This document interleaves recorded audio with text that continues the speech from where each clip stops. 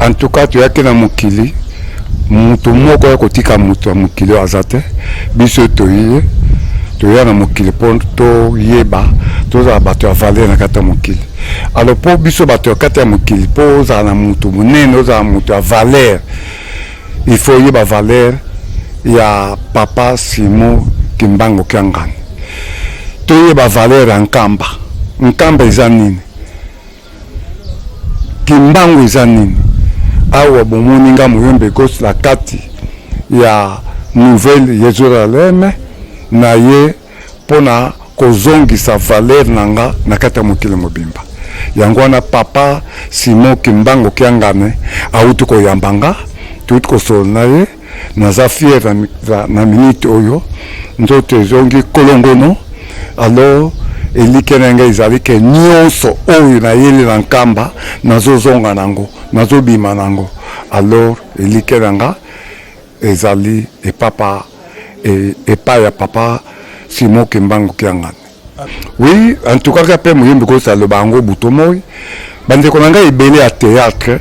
Bayebi ke kosala succès, kosala théâtre kitoko, batubata lo mingo za ba sponsor, ozala la bato oyo basunga yo, ifonda kwa nganga kaka ifonda ba kisi yo za ba bikeko za ba singa luketo, mais na lo bango butomoy, bazo sala erreur. Tozala nzambe na biso, nzambe o nzambe akitisa na kati na mokili oyo aza kati awa. Pona nini tokokima mbango pana yete? Ngana kima mbango awa na ye na Nkamba na zwa oyo na yeki kosenga pa papa. Na ningisa mokili te. Nina ngo na somba te. Na somba bandako, na somba mituka, na mataba avion.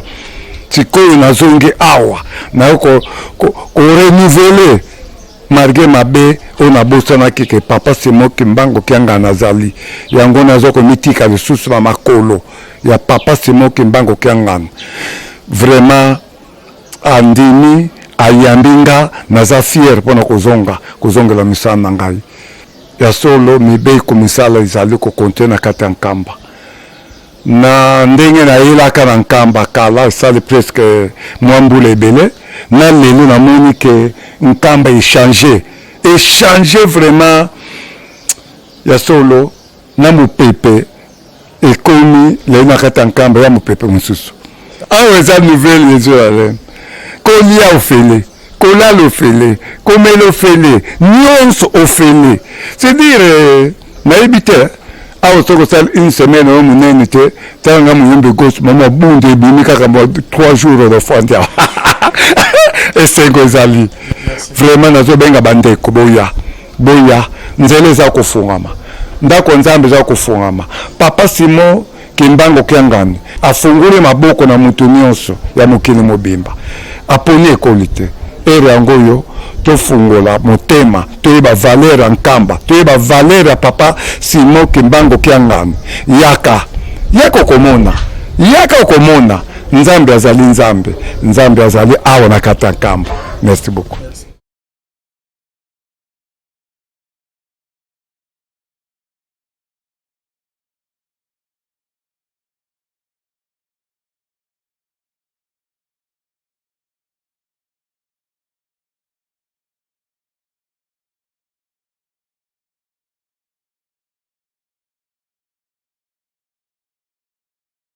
En tout cas, tu as que dans mokili, mutu moko ya kotika mutu ya mokili azate, biso toye, toya na mokili ponto yeba, toza bato ya valeur na kata mokili. Alors pour biso bato ya kata mokili, pour za na mutu munene, za mutu ya valeur, il faut yeba valeur ya papa Simo Kimbango Kiangani. Toyeba valeur en Kamba. Nkamba eza nini? Kimbango eza nini? Awa bomoni nga Muyombe Gouche la kati ya nouvelle Yerusalem na ye pona kozongisa valeur nanga na kati ya mokili mobimba. Yango wana papa Simo Kimbango Kiangani auti koyambanga, tuti kosolo na ye, naza fier na minute oyo, nzoto zongi kolongono. Alors elike nanga izali ke nyonso oyo na yeli na Kamba nazo zonga nango, nazo bima nango. Alors elike nanga ezali epa ya papa Simon Kimbangu Kiangani. Oui, en tout cas, quand Muyombe Gouche le bango butomoy, bande konanga ebele à théâtre, bayebi ke kosala succès, kosala théâtre kitoko, batubata lo mingo za ba sponsor, ozala ba oyo basunga yo, ifonda kwa nganga kaka ifonda ba kisi yo za ba bikeko za ba singa luketo, mais na lo bango butomoy, bazo sa l'erreur. Tozo na nzambe na biso, nzambe o nzambe akitisa na kati na mukili oyo aza kati awa. Pona nini toko kima mbangu pana yete. Nana kima mbangu awa na yena nkamba na zua oyo na yiki kosenga pa papa. Na ningisa mukili te. Nina ngona somba te. Na somba bandako, na somba mituka, na mataba avion. Sikoyo na zonge awa. Na yoko renouveler marge mabe ona bosana kike papa Simon Kimbangu Kiangani nazali yango nazoko mitika lisusu na makolo ya papa Simon Kimbangu Kiangani vraiment andini ayambinga naza fier pona kozongela misana ngai ya solo mibei komisala izali ko kontena kati ya Kamba na ndenge na yelaka na Kamba kala sali presque mwambule ebele na lelo na moni ke Kamba échanger vraiment ya solo na mupepe ekomi le na kata Kamba ya mupepe mususu awa eza nouvelle Yerusalem kolia ofele kolala ofele komela ofele nyonso ofele c'est-à-dire nayebi te awa soko sala une semaine au munene te tanga Muyombe Gouche mama bunde ebimi kaka 3 jours de frontière esengo ezali vraiment nazo benga bandeko boya nzele za kufungama ndako nzambe za kufungama papa Simon Kimbangu Kiangani afungule maboko na mutu nyonso ya mukili mobimba aponi ekolite ere yangoyo tofungola Motema toyeba valeur ya Kamba toyeba valeur ya papa Simon Kimbangu Kiangani yaka okomona nzambe azali nzambe azali awa na kata Kamba. Merci beaucoup.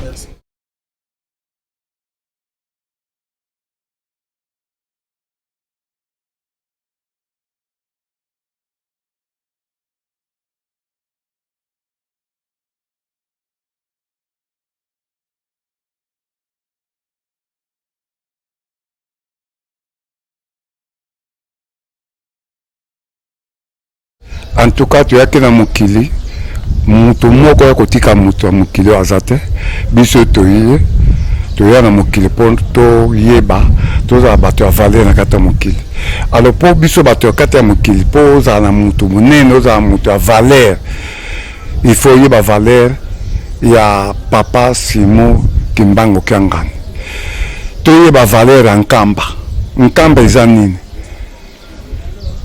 Kimbangu eza nini awa bomoni nga Muyombe Gouche la kati ya nouvelle Yerusalem na ye pona kozongisa valeur nanga na kati ya mokili mobimba yango na papa Simon Kimbangu Kiangani autu koyambanga tuti kosona ye naza fier na minute oyo nzoto ezongi kolongono alors elikenenge izali ke nyonso oyo na yeli na Kamba nazozonga nango nazobima nango alors elikenanga ezali epa ya papa Simon Kimbangu Kiangani. Oui, en tout cas quand Muyombe Gouche le bango butomoy bande konanga ebele à théâtre bayebi ke kosala succès kosala théâtre kitoko batubata lo mingo za ba sponsor ozala ba oyo basunga yo ifonda kwa nganga kaka ifonda ba kisi yo za ba bikeko za ba singa luketo mais na lo bango butomoy bazo sa l'erreur tozo na nzambe na biso nzambe o nzambe akitisa na kati na mukili oyo aza kati awa pona nini toko kima mbangu pana yete nana kima mbangu awa na yena Kamba na zua oyo na yiki kosenga pa papa na ningisa mukili te nina ngona somba te na somba bandako na somba mituka na mataba avion sikoyo na zonge awa na yoko renouveler marge mabe on a bosana keke papa Simon Kimbango kianga nazali yango nazoko mitika lisusu na makolo ya papa Simon Kimbango kianga vraiment andimi ayambinga naza fier pona kozonga la misana ngai ya solo mibe komisala izali ko kontena kata Kamba na ndenge na ilaka na Kamba kala sali presque mwambule ebele na lelo na moni ke Kamba échanger vraiment ya solo na mupepe ekomi le na kata Kamba ya mupepe mususu awa za nouvelle Yerusalem kolia ofele kolala ofele komela ofele nyonso ofele c'est dire na ebite awa soko sala une semaine au munene te tanga Muyombe Gouche mama bunde ebimi kaka 3 jours de frontière et c'est ezali vraiment nazo benga bandeko boya nzele za kufungama ndako nzambe za kufungama papa Simon Kimbango kiangani afungule maboko na mutu nyonso ya mokili mobimba aponi ekolite ere yangoyo tofungola Motema toyeba valeur ya Kamba toyeba valeur ya papa Simon Kimbango kiangani yaka okomona nzambe azali awa na kata Kamba. Merci beaucoup.